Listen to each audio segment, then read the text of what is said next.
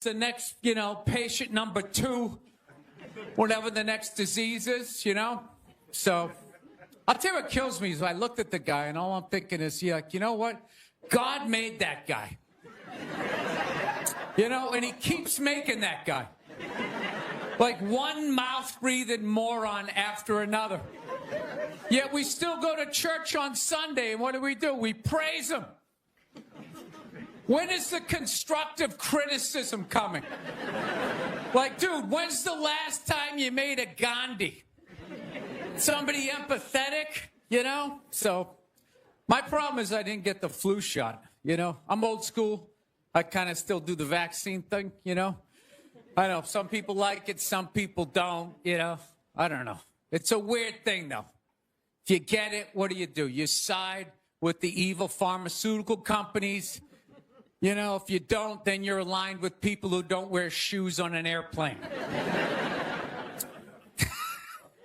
All right, let's get to what you all want to talk about.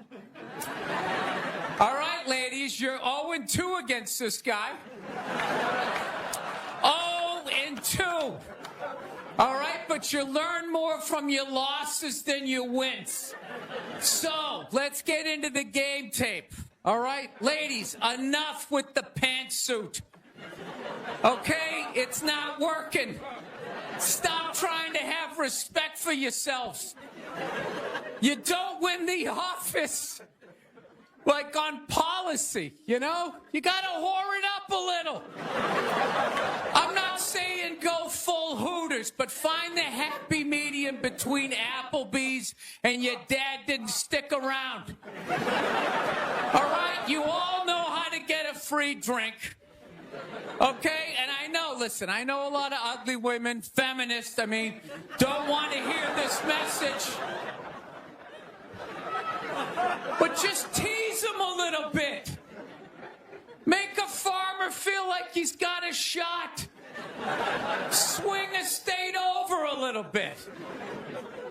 I'll be honest with you, I am so psyched that this stupid election is finally over. It took forever. Yeah. Everybody knew who they were voting for 4 years ago. And then they just drag you through a year and a half of this stuff.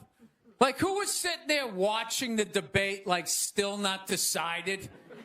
Two of the most polar opposite people ever. It's all right, let's see. What does the orange bigot have to say?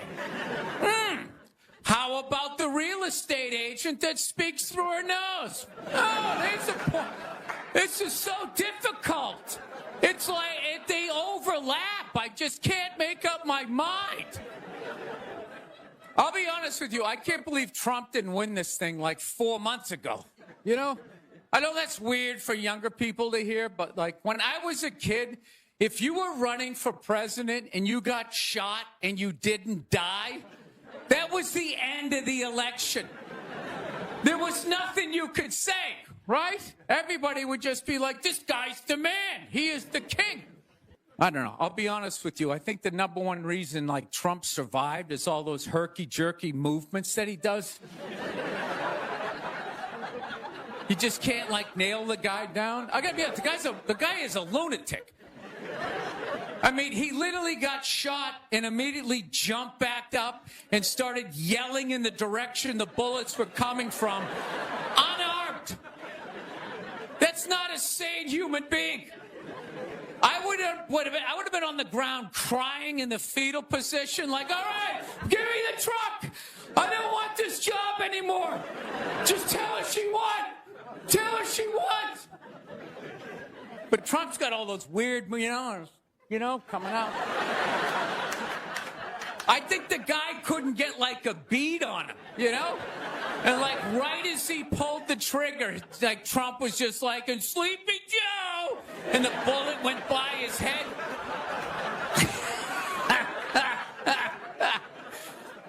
My favorite part of the campaign, though, was when Trump went to McDonald's. Wasn't that amazing? That's the only time I've ever seen that guy truly happy.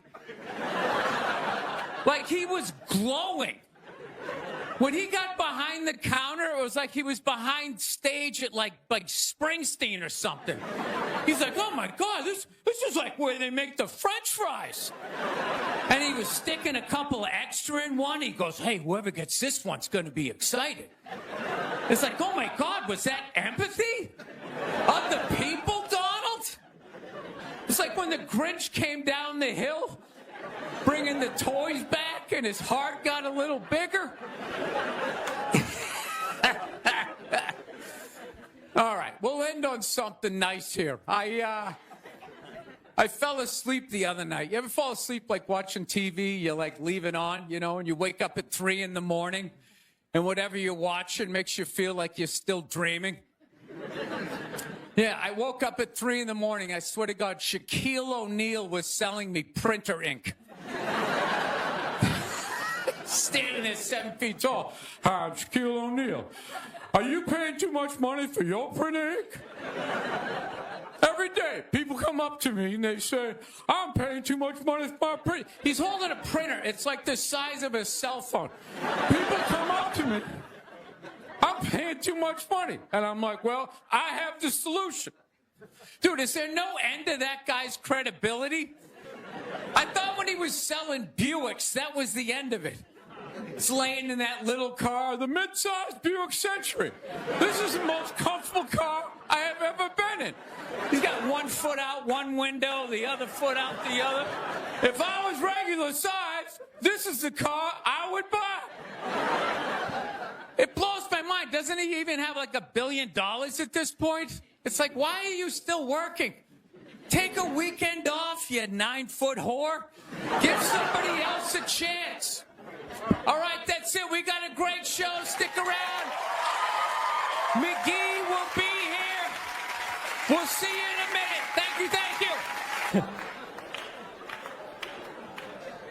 Actually, I got a couple of friends of African persuasion, and I got to get rid of them, man. I got to admit to you. I'm finding I'm spending too much money on clothes hanging out with them. Because I got to, like, fucking try to keep up with their wardrobe. It's like every time they go out, they got all brand new shit on. All brand new shit. So when I show up with my white version of brand new, which is, I basically, I ironed the shit, right? I ironed it, right? It's new. They just start trashing me. I can't keep up with them, man. They got like fucking 58 pairs of sneakers. Ever notice that shit? Like every color fucking Timberland. And I don't give a shit what fucked up color their shirt is. They got a pair of shoes to match it and a hat. It's like a rule or something. They're the worst. Even when you wear some new shit, there's like some sort of rule that you gotta like space out the amount of time within which like that you wear it. Because God forbid you wear the same shirt within a 10-day period, one of them's gonna notice. All of a sudden just look at you funny like, this motherfucker's got the same shit he had on last Tuesday. And then the whole car's like, oh shit! Then everybody just starts making fun of your fucking clothes. First they do the math, like what was that, 5 days ago? 5 days? This motherfucker got 5 shirts! He got 5 shirts! And they start breaking it down. Yo, his first shirt be saying Monday, next shirt be saying Tuesday. Yo, on the weekend, he ain't be wearing no shirt. I'll tell you, that's actually funny. You know what? That's actually how I judge black guys now. When I first came to the city, like, all black people scared me. No, I was like the typical white dude from, like, the suburbs, you know what I mean? Had no frame of reference, you know? So my only frame of reference with black people was, like, remember those early 90s gangster rap videos? Throw the fucking LA riots in there, man. It was fucking horrible PR. I'm watching the videos. Oh, he's got a nice car. He's got all the women, and he's still fucking mad. These black dudes are never happy. But after 10 years of living in the city, this is how I narrow it down. Whether a black dude scares me or not. Black dudes with dirty sneakers scare the fucking shit out of me. No. I figured out in my head, because I know from hanging out with them, that's the last shit that they're going to let go. The immediate shit that they have on. So I think, if his sneakers are fucked up, that means his life is fucked up. Every time he leaves his building, the whole neighborhood, oh, shit! Everyone starts making fun of him. He's on the train in a bad mood. I kind of have this howdy-doody, kind of mug-me kind of face. I'm not saying something's gonna happen. I'm just saying, I'm paying attention. So I've been seeing this girl recently, this black girl, right? She lives up in Harlem, you know, gone out like 3-4 times, you know. First time we hung out in like the Village area in New York, you know, which is sort of like a racially mixed area. So shit was cool, you know what I mean? Second time we hung out was more like Midtown, you know.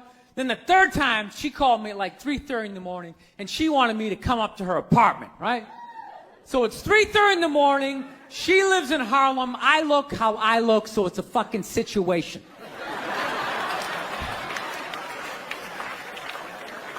Yeah, because you know the deal, right? Basically, a white dude feels comfortable up to about like 98th, 99th Street, you know what I'm saying? The second the streets start getting into like triple digits, like 100, 101st Street, start getting like a little asthma, like, oh, fuck, it's starting to get a little high up here. You feel that little tightness in your chest? Can you feel that? 106th Street, you're like leaning on shit like, dude, where'd all the cabs go? How come there's no taxis up here? Dude, what's a bodega? I don't know what that is. Let's get the fuck out of here. So I'm praying to God she's going to tell me to take the subway, get off at like 105th Street, 103rd, you know, which is like the first stop in Harlem where I can still look over my shoulder and see like all the white people like disappearing over the horizon, you know? But she goes, no, man, you want to get on the Uptown 2-3 train, you want to get off at 125th Street. I'm like, God, fuck, 125th Street. Jesus Christ, that's like right in the middle of everything. I'm gonna be surrounded on all 4 sides. I can't fucking do this.